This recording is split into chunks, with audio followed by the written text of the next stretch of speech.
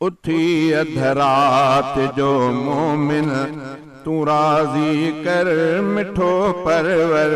उथी अध रात जो मोमिन तू राज़ी कर मिठो परवर। मिलियो ही मौक़ियो आहे अदा बेशके भलो बेहतर। उथी अध रात जो मोमिन खुलन था रहमतुन जा दर ऐं जन्नत जा समूरा दर। खुलन था रहमतुन जा दर ऐं जन्नत जा समूरा दर। मिठे रमज़ान जो उभते जॾहिं चंड थो थिए ज़ाहिर। उथी अध रात जो मोमिन तू राज़ी कर मिठो परवर। उथी अध रात जो मोमिन तू राज़ी कर मिठो परवर। मिलियो ही मौक़ियो आहे अदा बेशके भलो बेहतर। उथी अध रात जो मोमिन थियन हर रात था ऐलान बख्शिश जा खुदा तरफां। थियन हर रात था ऐलान बख्शिश जा खुदा तरफां।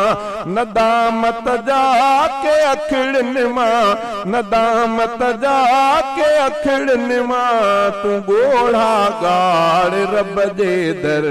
उथी अध रात जो मोमिन तू राज़ी कर मिठो परवर।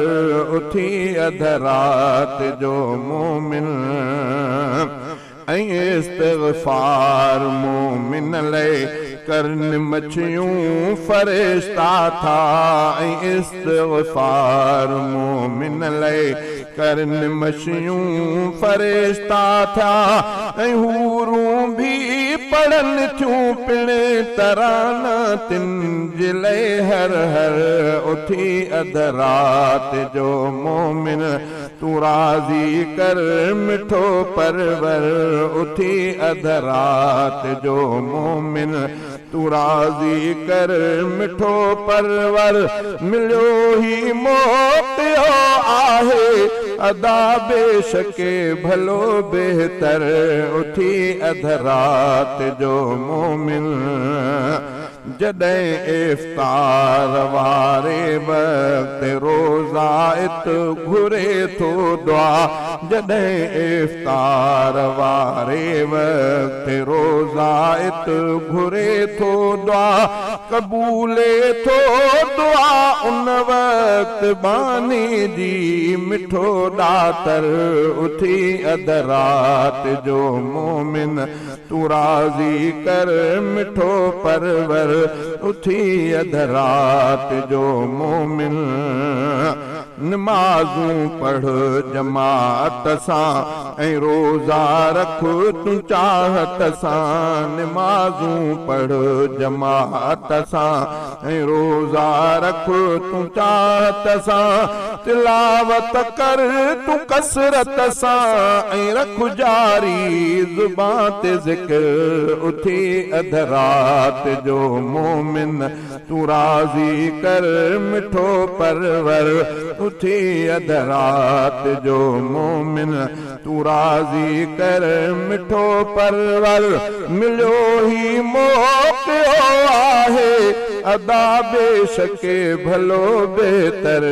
उथी अध रात जो मोमिन असांजे लए महीनो ही समूरो ई गनीमत आ। असांजे लए महीनो ही समूरो ई गनीमत आहे। अब्दुल करीम हिन जी घड़ी हर हिक अदा बरतर। उथी अध रात जो मोमिन तू राज़ी कर मिठो परवर। उथी अध रात जो मोमिन तू राज़ी कर मिठो परवर। मिलियो ही मौक़ियो आहे अदा बेशके भलो बेहतर। उथी अध रात जो जो मोमिन